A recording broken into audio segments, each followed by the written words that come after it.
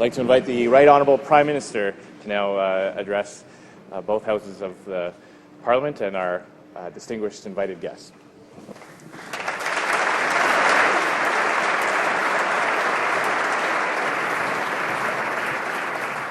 Merci, Monsieur le Président du Sénat. Merci, Monsieur le Président de la Chambre des communes. Mesdames et Messieurs les parlementaires, distingués invités, Mesdames et Messieurs. It is my honour to welcome to Canada's Parliament His Highness the Aga Khan.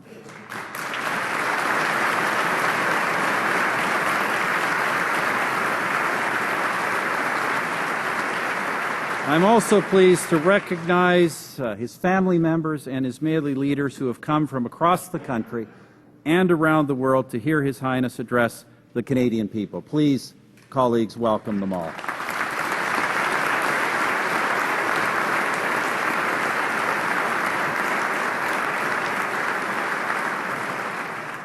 As we all know, Canada is home to a well-established and fast-growing Ismaili community. His Highness has therefore become an increasingly frequent visitor and always a welcome one.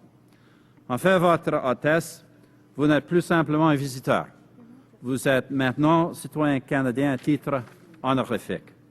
I remember well, Your Highness, the day you accepted honorary Canadian citizenship, something agreed to by all parties of this House.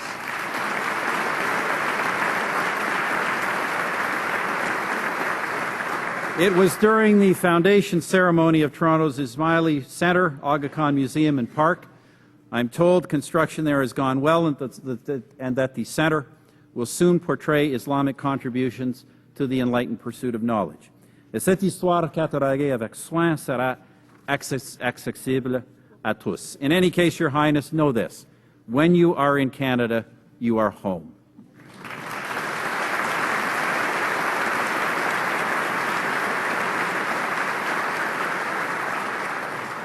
Dans quelques instants, Son Altesse nous fera part de quelques réflexions.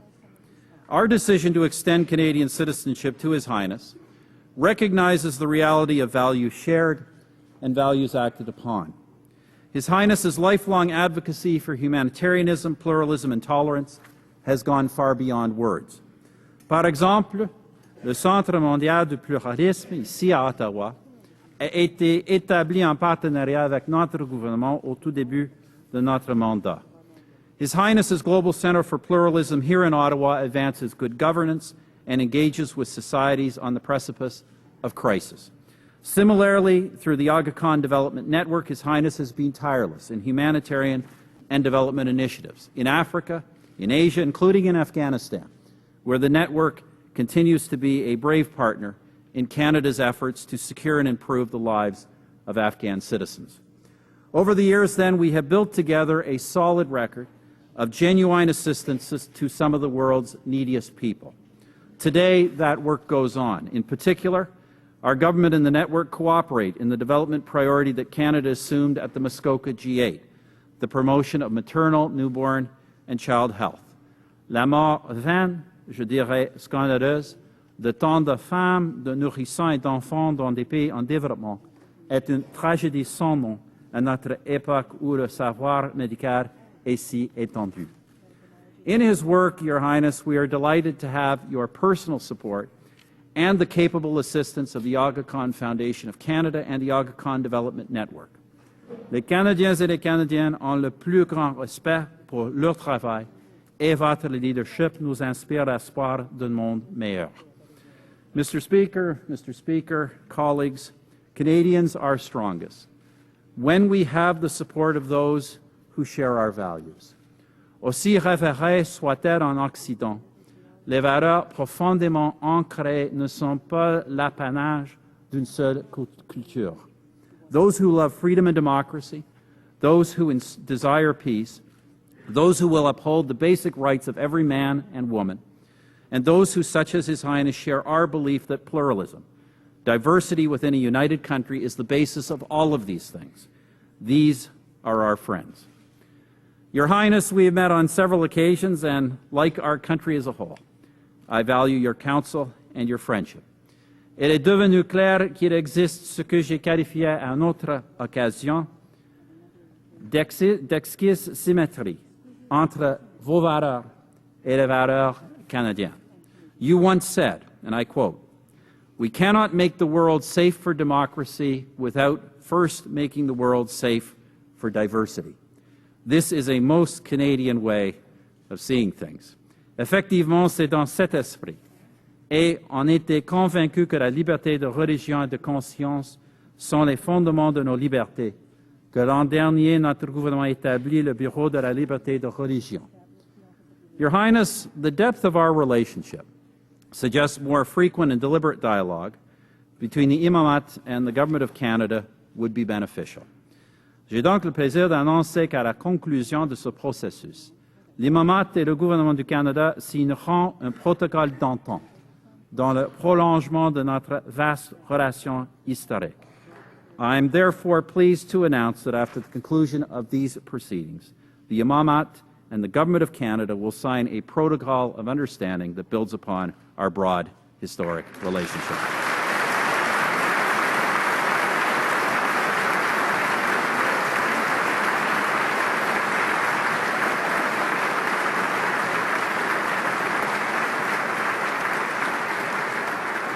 Let me just conclude, Your Highness, by returning to the subject of Canada's Ismaili community, which began its life here more than 40 years ago as penniless refugees from Uganda.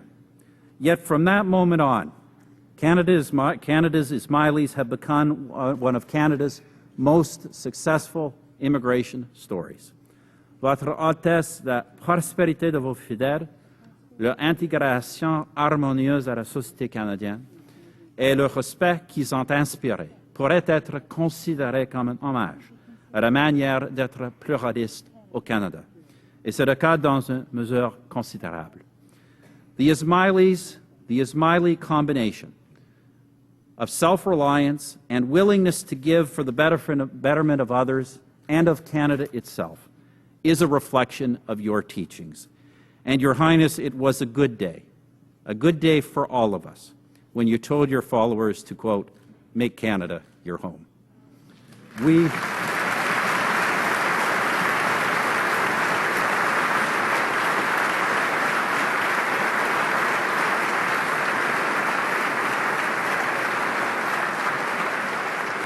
You must be very proud of them. Certainly, we all are.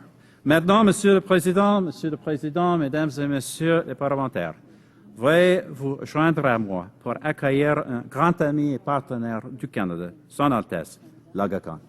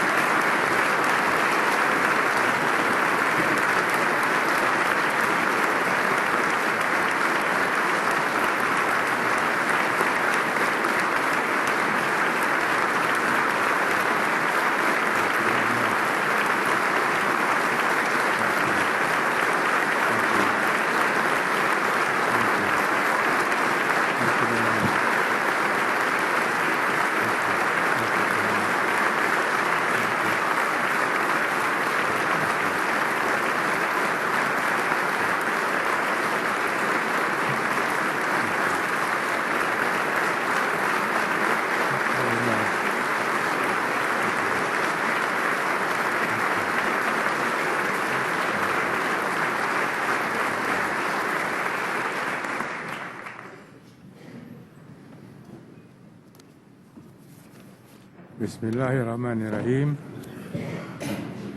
Prime Minister, Speaker Kinsella, Speaker Scheer, Honourable Members of the Senate and House of Commons, Chief Justice of the Supreme Court, Honourable Members of the diplomatic community, distinguished guests, ladies and gentlemen.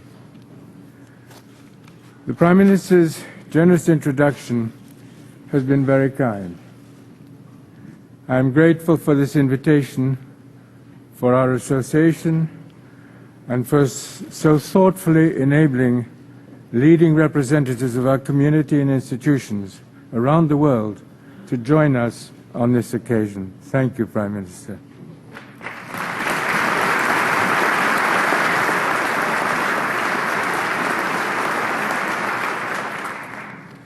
I'm thankful that these leaders of the Ismaili community will have this opportunity to see for themselves why Canada is a leader in the community of nations. I must also thank you, Prime Minister, for inviting me to become an honorary citizen. May I congratulate you on the gold medals of your remarkable hockey teams in Sochi.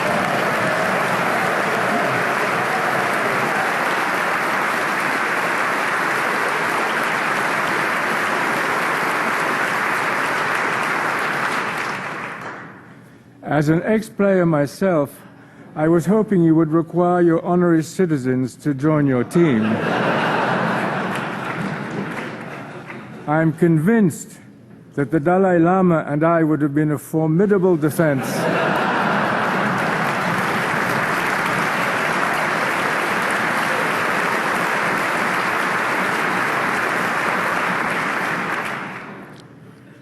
Merci encore, Monsieur le Premier ministre, pour votre invitation. Je ressens cet instant comme un honneur sans précédent. C'est à la fois un sentiment intime et une perception objective, puisque l'on m'a rapporté que c'est la première fois depuis 75 ans qu'un chef spirituel s'adresse au Sénat et à la Chambre des communes réunies dans le cadre d'une visite officielle. C'est donc avec humilité et conscient d'une éminente responsabilité que je m'adresse à vous, représentants élus du Parlement fédéral canadien, en présence des plus hautes autorités du gouvernement fédéral. J'ai le grand privilège de représenter ici l'Imamat Ismaili, cette institution qui, au-delà des frontières, et depuis plus de 1400 ans, se définit et est reconnue par un nombre croissant d'États comme la succession des imams chiites, Imami Ismaili. 49e imam de cette longue histoire, je porte depuis plus de 50 ans deux responsabilités inséparables. Veiller au devenir spirituel des Ismailis, ainsi que, concomitamment, à l'amélioration de leur qualité de vie et de celle des populations au sein desquelles ils vivent.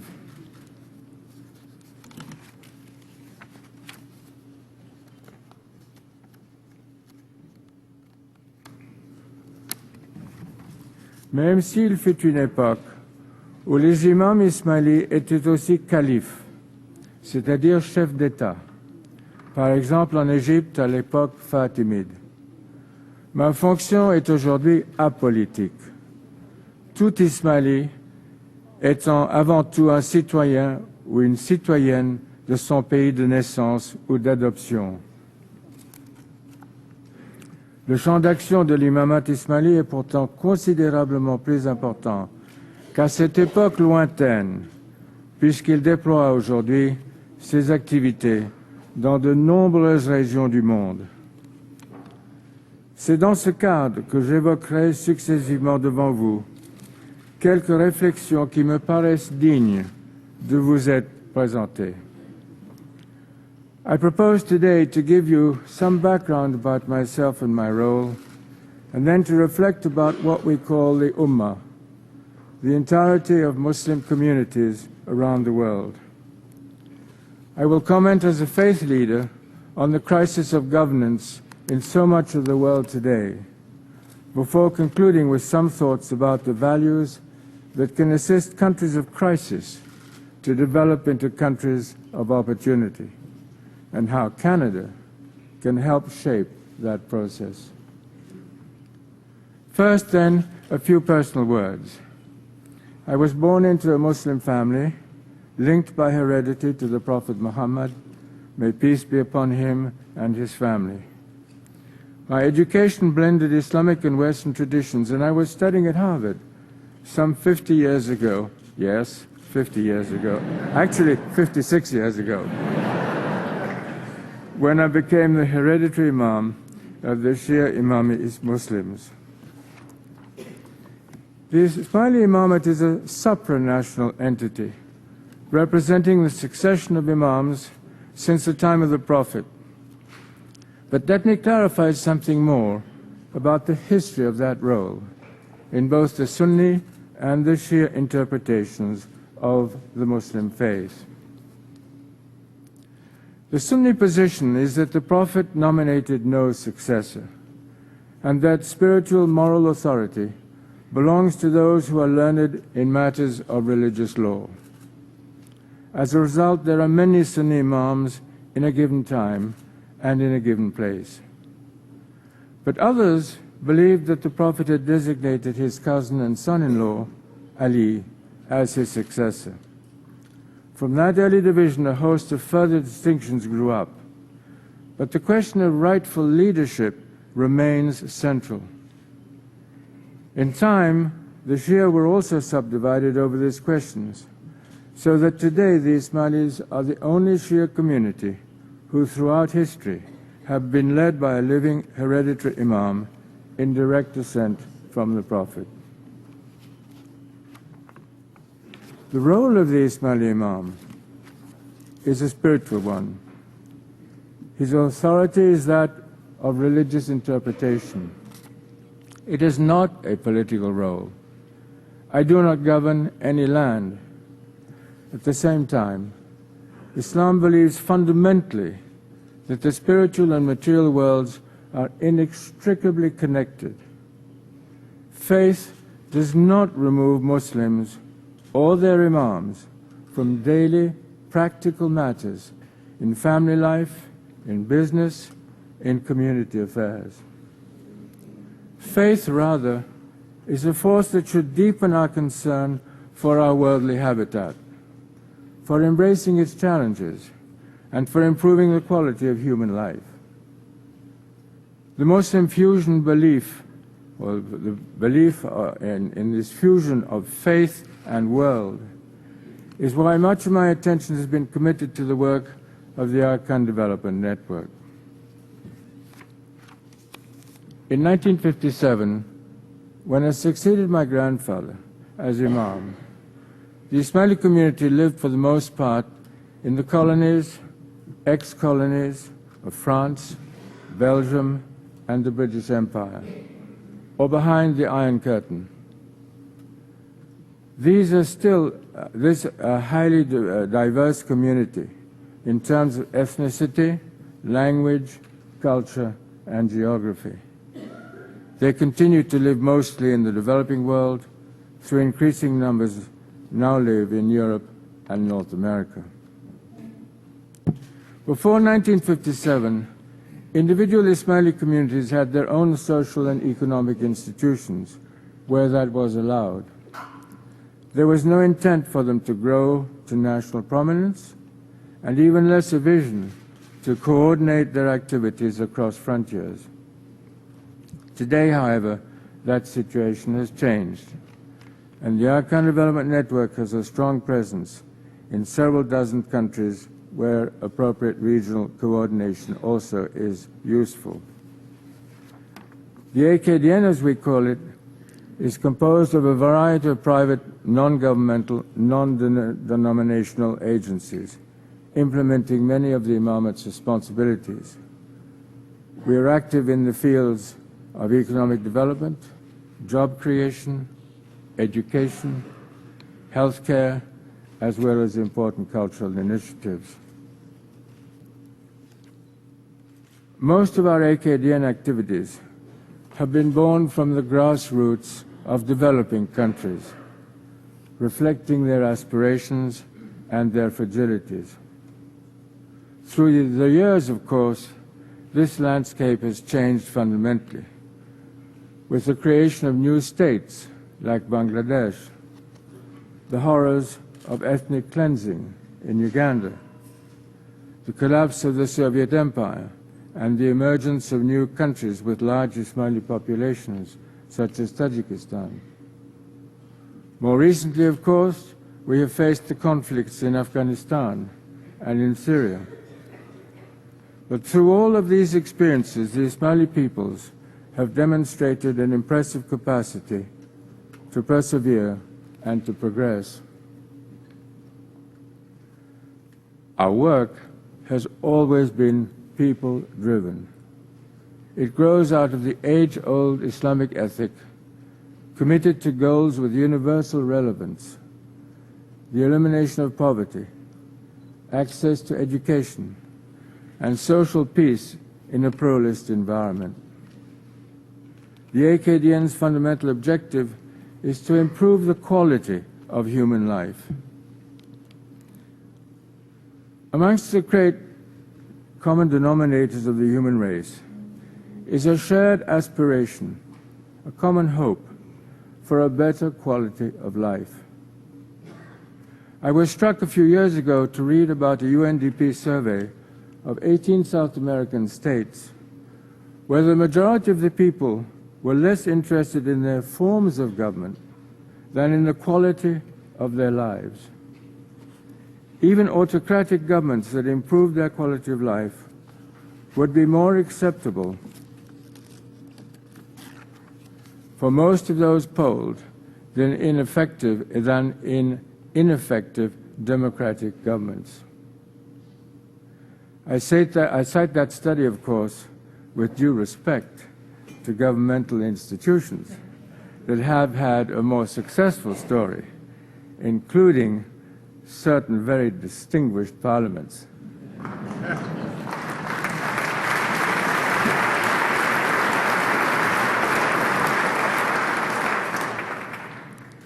But the sad fact behind so much instability in our world today is that governments are seen to be inadequate to these challenges. A much happier fact is that in the global effort to change this picture, Canada is an exemplary leader. Let me now describe a few examples of a quarter of a century of close collaboration between AKDN and Canada. One of our earliest collaborations was to establish the first private nursing school in Pakistan, in cooperation with McMaster and the SIDA of that time. It was the first component of the Aga Khan University, the first private university in that country.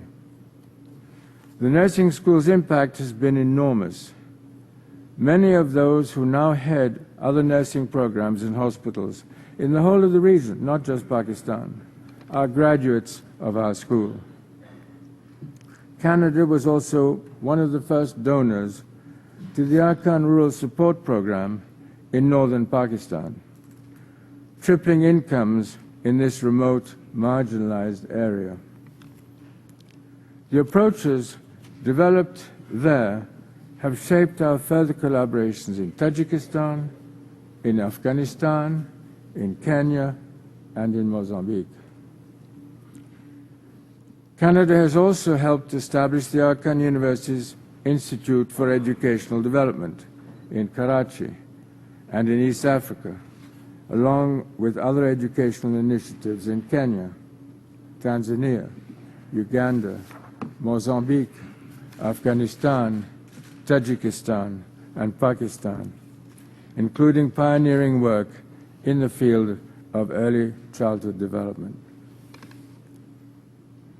I could speak about our close ties with Canadian universities also, such as McMaster, McGill, the University of Toronto, and the University of Alberta, enhancing our own institutions of tertiary education, the Aga Khan University and the University of Central Asia. The latter institution has resulted from the Imamat's unique tripartite treaty with the governments of Kazakhstan, Kyrgyzstan, and Tajikistan. It serves some 22 million people who live in Central Asia, in hillside and high mountain environments, areas of acute seismic and economic vulnerability. And I could list many more examples in cultural development and in scientific research. And we are especially proud of the Global Center for Pluralism here in Ottawa, a joint project of the Imamat and the Canadian government. In just 3 years, Canada will mark its 150th anniversary, and the whole world will be ready to celebrate with you. Sharing Canada's robust pluralistic history is a core mission of our Global Centre, and 2017 will be a major opportunity for doing so, operating from its headquarters in the former War Museum on Sussex Drive. Perhaps 2017 and the celebrations can be a catalyst with our neighbours to improve the entire riverfront area around that building. Our partnership in Canada has been immensely strengthened, of course, by the presence for more than 4 decades of a significant Ismaili community. Like most historical global communities, the Ismaili peoples have a variegated history, but surely our experience in Canada has been a particularly positive chapter. I happily recall the establishment of the delegation of the Ismaili Imamat here in 2008, and the Prime Minister's description that day of our collaborative efforts to make Canada, and I quote, the headquarters of the global effort to foster peace, prosperity, and equality through pluralism. We're deeply pleased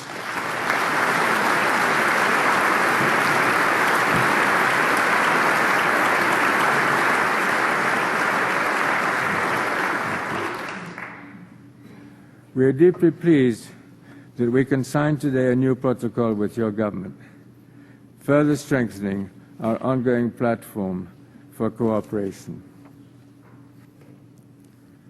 As we look to the next 25 years of the AKDN, we believe that our permanent presence in the developing world will make us a dependable partner, especially in meeting the difficult challenges of predictability.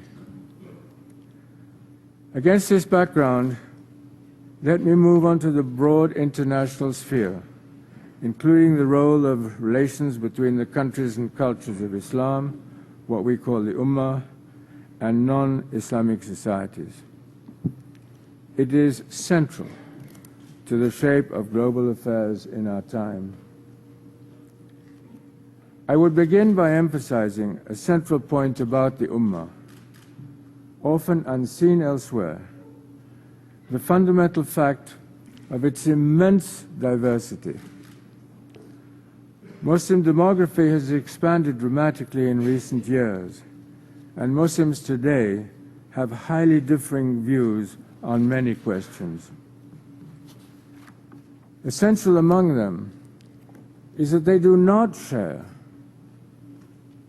some common, overarching impression of the West.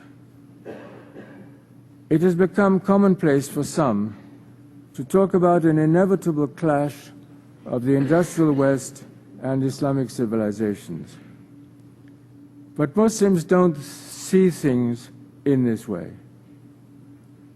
Those whose words and deeds feed into that point of view are a small and extreme minority. For most of us, it is simply not true. We find singularly little in our theological interpretations that would clash with other Abrahamic faiths, with Christianity and Judaism. Indeed, there is much that is in profound harmony. When the clashes of modern times have come, they have most often grown out of particular political circumstances, the twists and turns of power relationships and economic ambitions, rather than deep theological divides. Yet sadly, what is highly abnormal in the Islamic world gets mistaken for what is normal. Of course, media perceptions of our world in recent years have often been conveyed through a lens of war. But that is all the more reason to shape global conversation in a more informed direction. I am personally aware of the efforts the Prime Minister has made to achieve this. Thank you, Prime Minister.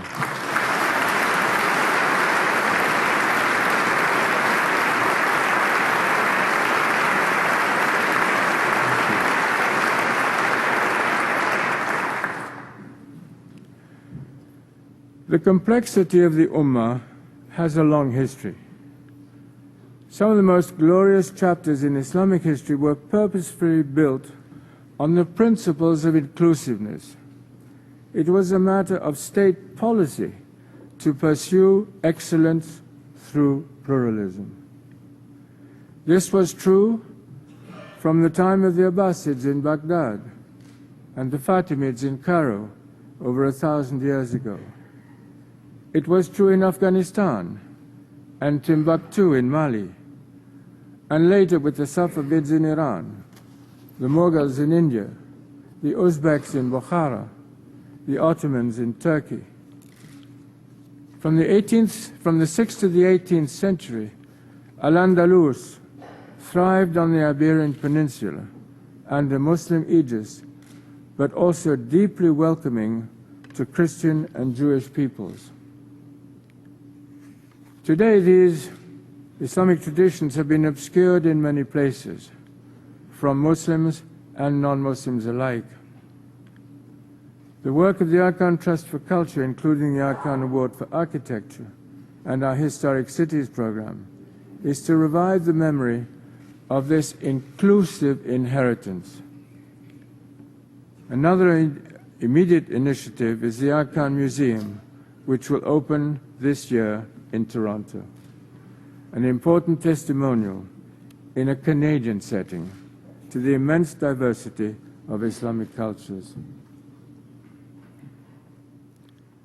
Perhaps the most important area of incomprehension outside the Ummah is the conflict between the Sunni and Shia interpretations of Islam and the consequences for the Sunni and Shia peoples.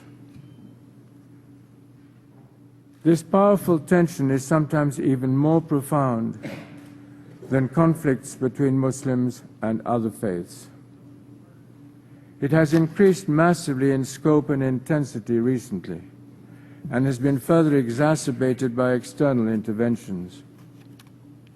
In Pakistan and Malaysia, in Iraq and Syria, in Lebanon and Bahrain, in Yemen and Somalia and Afghanistan, it is becoming a disaster.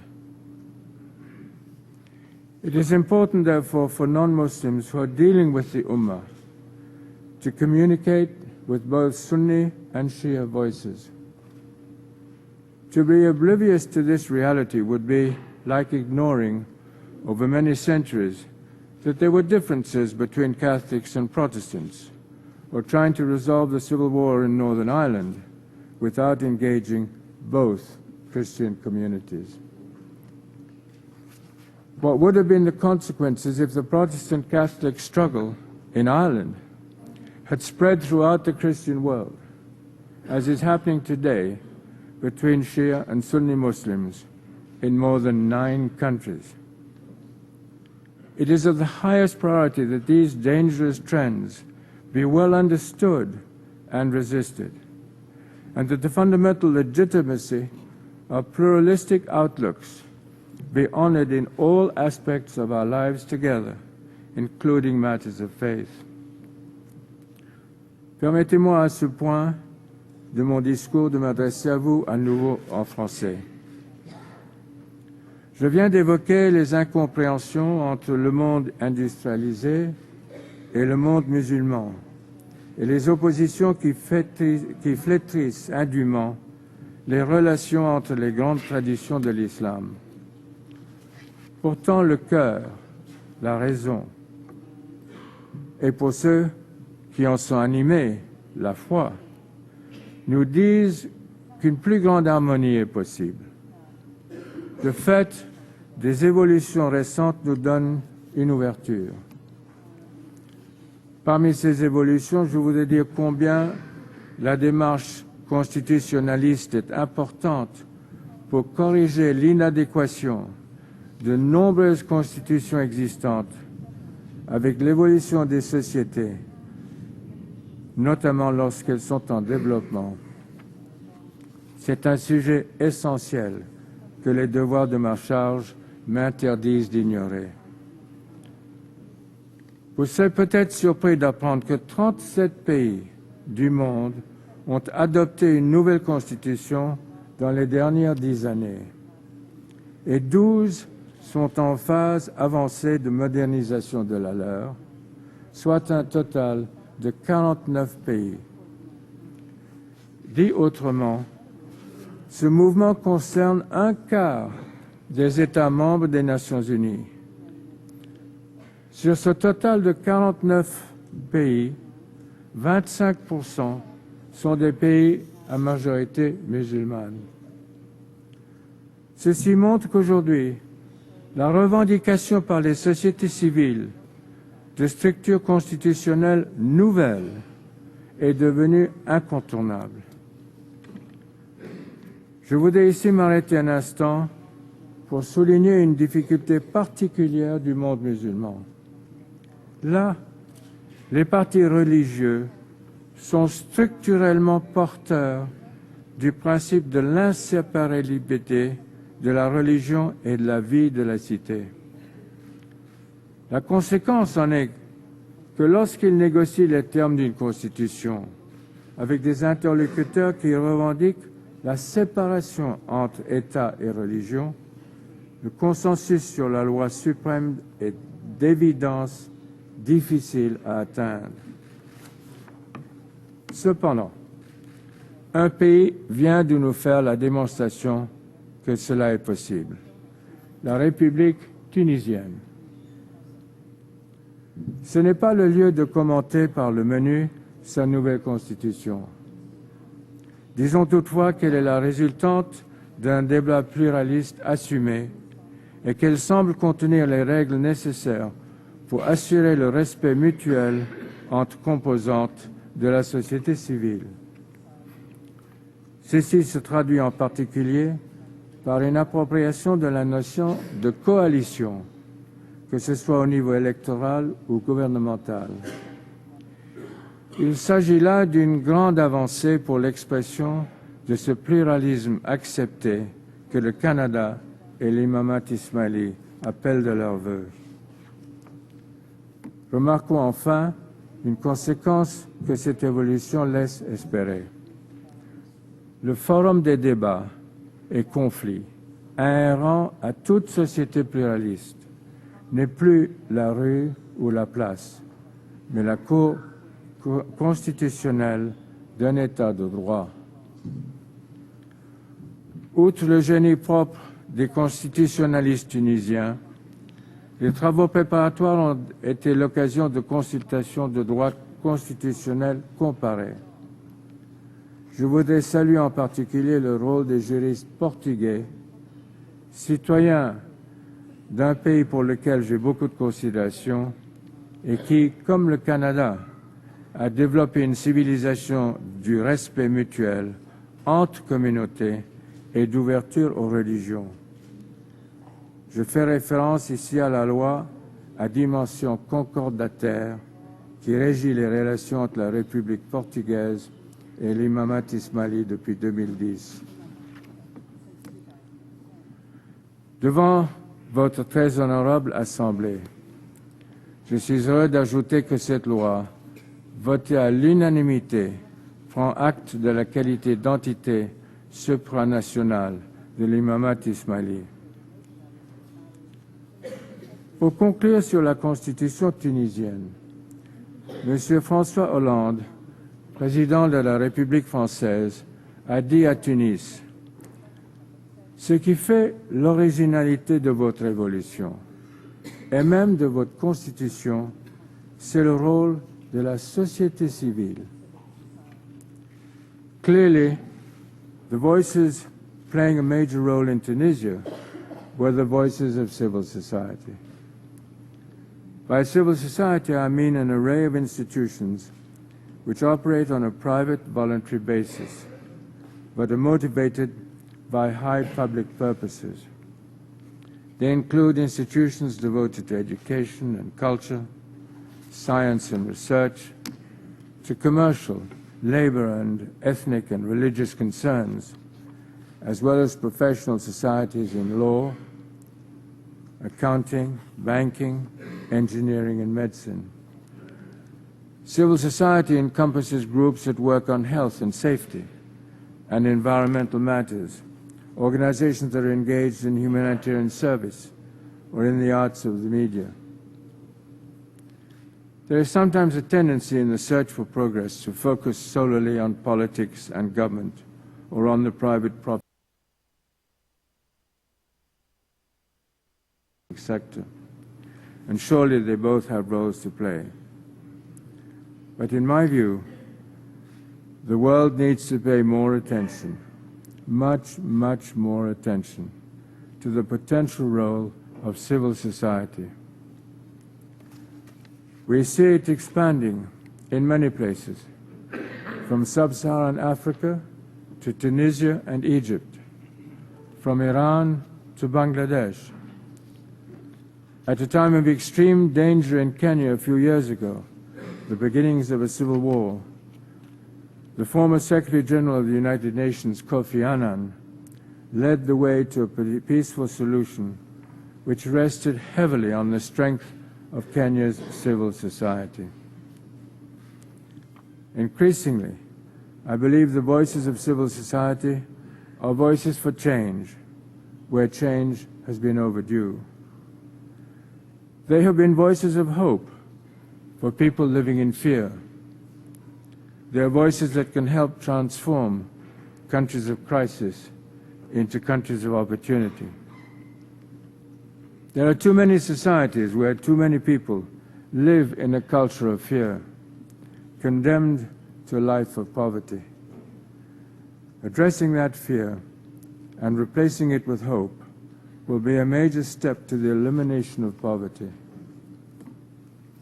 And often, the call for hope to replace fear will come from the voices of civil society.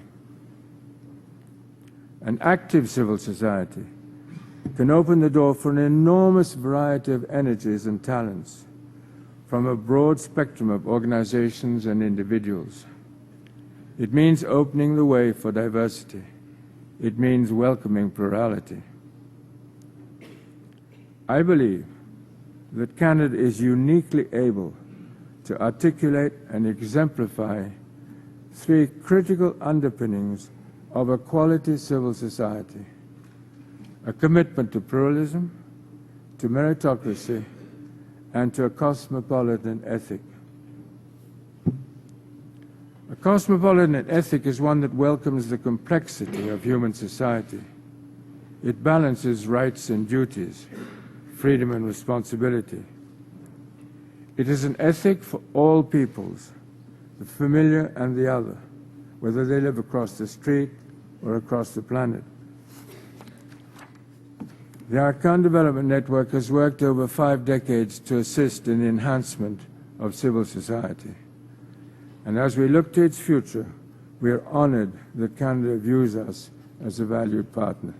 Thank you, Prime Minister.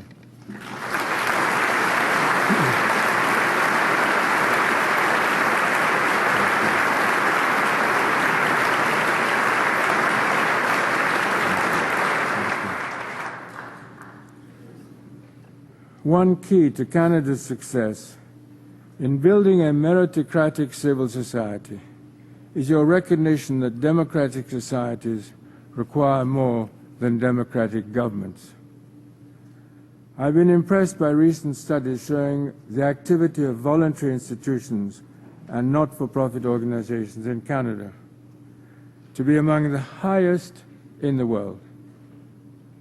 This Canadian spirit resonates with a cherished principle in Scheer Ismaili culture, the importance of contributing to one's individual energies on a voluntary basis to improving the lives of others.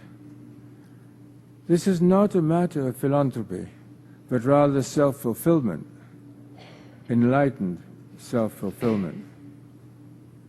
During my Golden Jubilee, and this is important, 6 years ago, Ismailis from around the world volunteered their gifts, not only of wealth, but most notably of time and knowledge in support of our work. We established a time and knowledge framework, a structured process for engaging an immense pool of expertise involving tens of thousands of volunteers. Many of them traveled to the developing countries as part of this outpouring of service. 1/3 of those were Canadians.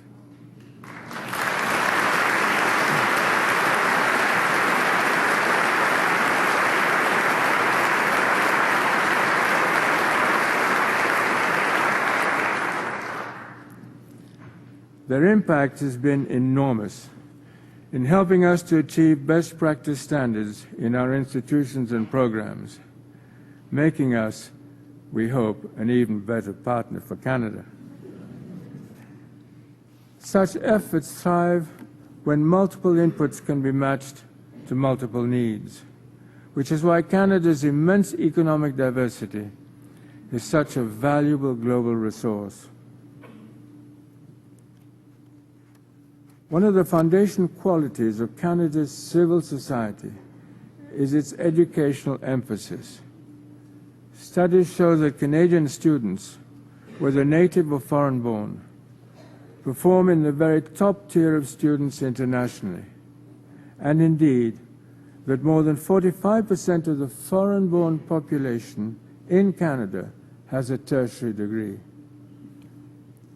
This record of educational opportunity resonates strongly with the Scheer Ismaili belief in the transformative power of the human intellect, a conviction that underscores AKDN's massive commitment to education wherever we are present, not only education for our faith, but also education for our world. To do this, we are engaged in all levels of education. The Aga Khan University in Karachi and East Africa are expanding to create a new liberal arts faculty and to establish 8 new postgraduate schools in collaboration with several Canadian universities. We share with Canada a deep appreciation for the potential of early childhood education. Congratulations, Prime Minister, for your initiative on this.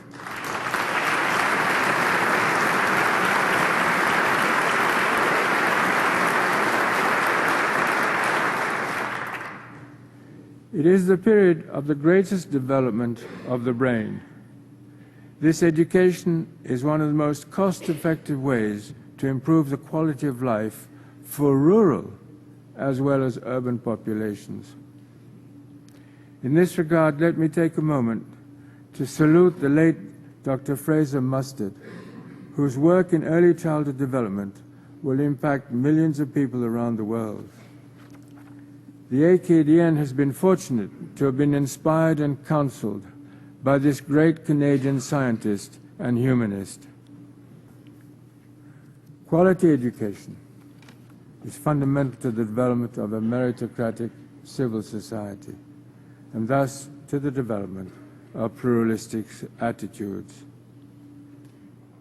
The history of Canada has a great deal to teach us in this regard, including the long incremental processes through which quality civil societies and committed cultures of pluralism are built.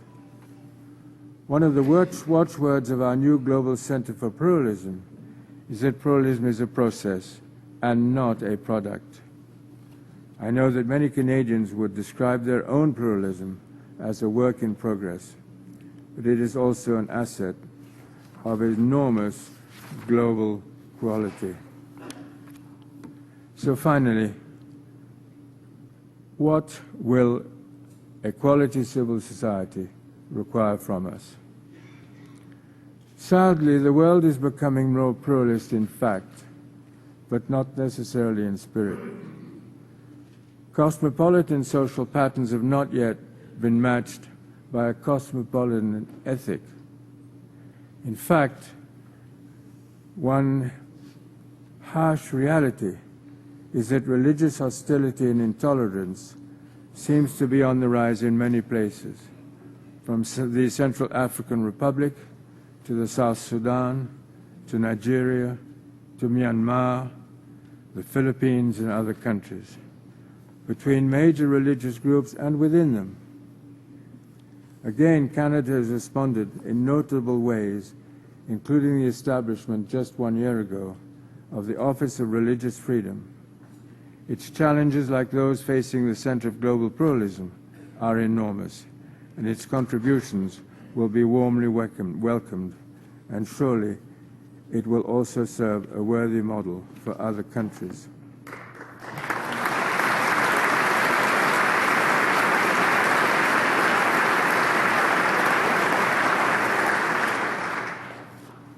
In sum, I believe that civil society is one of the most powerful forces in our time, one that will become an increasingly universal influence, engulfing more countries, influencing, reshaping, and sometimes even replacing ineffective regimes.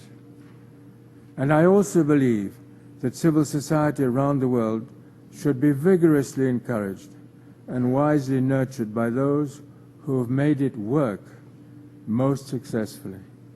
Canada first amongst all.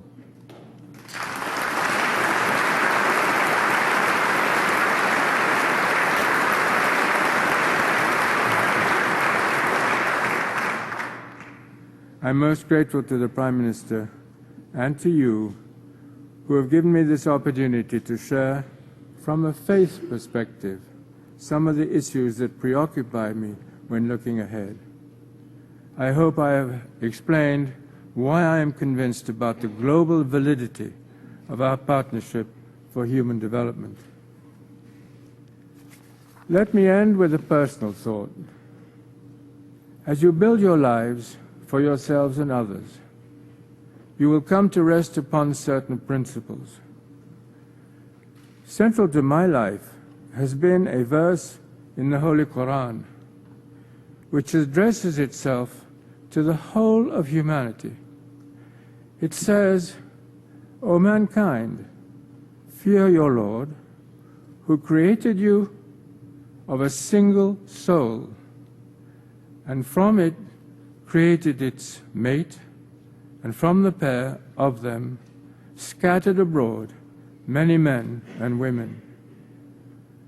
I know of no more beautiful expression about the unity of our human race, born indeed from a single soul. Thank you.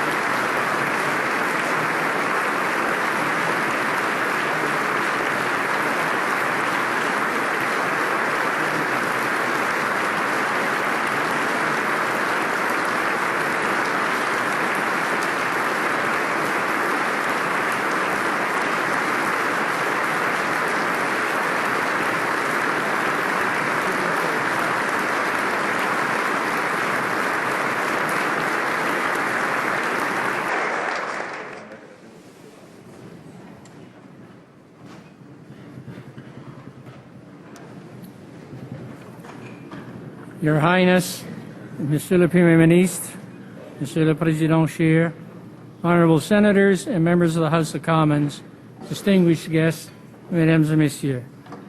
On behalf of all present at this joint session of the Parliament of Canada, I wish to thank Your Highness for your thoughtful address to Parliament this morning.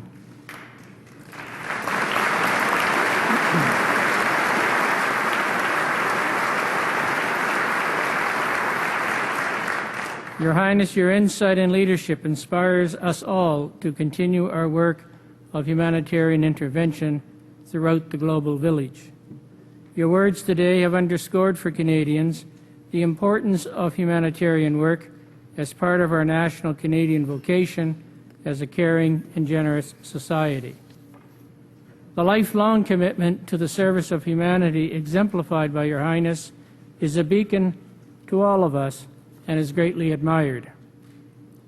During the 2006 inaugural ceremony to establish the delegation of the Ismaili Imamat here in Ottawa, Your Highness said, and I quote, "Even against the most daunting challenges, social and economic progress can and must be a shared experience based on a cosmopolitan ethic and nurtured by a spirit of genuine partnership." End quote. Your Highness, these words convey the essence of our joint efforts. Nous partageons de nombreuses priorités liées à la promotion du progrès social et économique, notamment la santé maternelle et infantile, le microfinancement et l'entreprise du secteur privé, particulièrement en Asie et en Afrique. Nous croyons également que l'éducation joue un rôle essentiel, comme vous avez mentionné ce matin, pour combler les lacunes du monde dans le domaine du savoir, pour préparer les nouvelles générations à connaître du succès et à relever les défis de demain, et pour que le développement économique serve le développement humain. Ours is a natural partnership in this area, based on Canada's reputation as a global leader in education and the long-standing tradition of the Ismaili Imamat in education development. Through collaborative projects involving several Canadian universities, we are undertaking important work to strengthen jointly the quality of teaching and learning, particularly in such areas as health and medicine, business, and the humanities. Nous travaillons aussi ensemble pour exploiter le potentiel des ordinateurs de la haute technologie en classe et pour renforcer l'enseignement primaire, particulièrement pour les filles. Les efforts constants que vous déployez pour promouvoir l'éducation dans les pays en développement suscitent l'admiration. Les Canadiens s'inspirent de l'engagement indéfectible dont vous faites preuve pour combler ces besoins en matière de développement international, même lorsque vous êtes confrontés à d'énormes défis. Your Highness, Prime Minister, the esteem in which we regard His Highness's commitment, not only to educational development, but to global progress, more generally is reflected in the unanimous adoption of a motion in both houses of our Parliament in June of 2009 to bestow honorary Canadian citizenship on His Highness.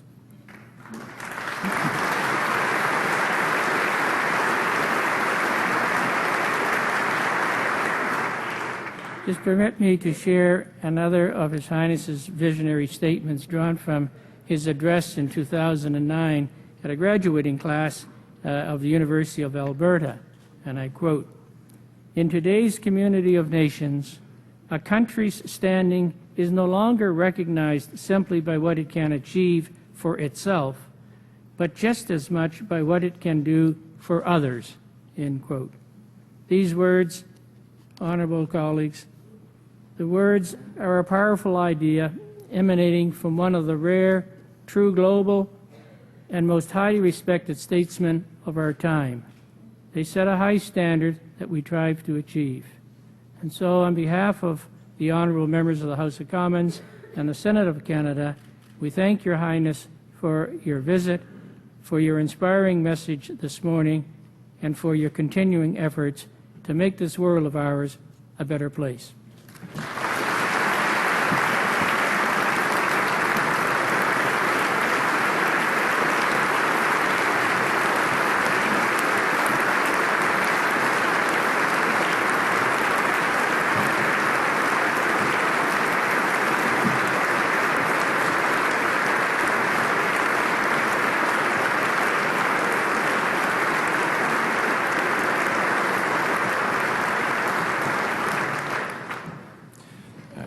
Your Highness, Prime Minister, Mr. Speaker, of the Senate, honourable senators and members of the House of Commons, right honourable friends, distinguished guests, ladies and gentlemen. On behalf of all members of the House of Commons, it is a personal honour to be able to add my thanks for your presence here today and for your kind and inspirational words, Your Highness. During the nearly 57 years in which you have been Imam, much has changed around the world and for Ismailis. One constant throughout, however, has been your unwavering dedication to improving the lives of the world's most vulnerable. Your leadership in these bold initiatives has garnered support from countries, organizations, and agencies the world over, and Canada, and indeed Canadians from across our country, are proud to count themselves among your most ardent supporters.